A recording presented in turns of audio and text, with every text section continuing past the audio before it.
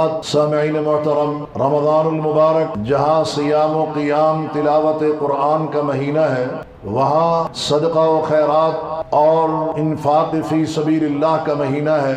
اللہ کے حبیب محمد الرسول اللہ صلی اللہ علیہ وسلم جو پوری انسانیت میں سب سے بڑے سخی تھے، کان رسول اللہ صلی اللہ علیہ وسلم اجود الناس، سخی ترین کوئی شخصیت تھی تو وہ محمد الرسول اللہ صلی اللہ علیہ وسلم تھے۔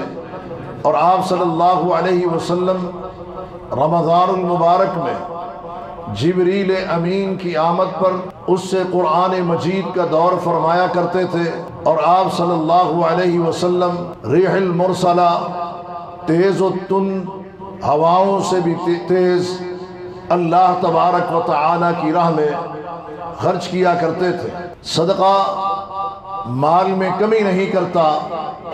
بلکہ صدقہ دینے سے مال میں اضافہ، مال میں بڑھوتی اور مال میں برکت پیدا ہوتی۔ اور جو کوئی شخص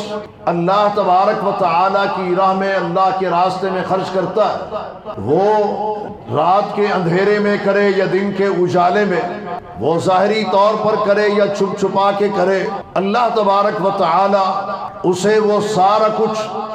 کئی گنا اضافے کے ساتھ لوٹا دیتے ہیں۔ الذین ينفقون اموالهم باللیل،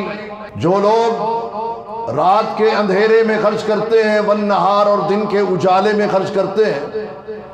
سرًا وعلانیہ، پوشیدہ طور پر بھی خرچ کرتے ہیں اور اعلانیہ طور پر بھی خرچ کرتے ہیں، ان کا اجر ان کے رب کے پاس ہے، نہ ان کے لیے کوئی خوف ہے اور نہ ہی وہ کسی قسم کے غم میں مبتلا ہوں گے۔ حضرات گرامی، اگر ہر قسم کے خوف سے بچنا ہے،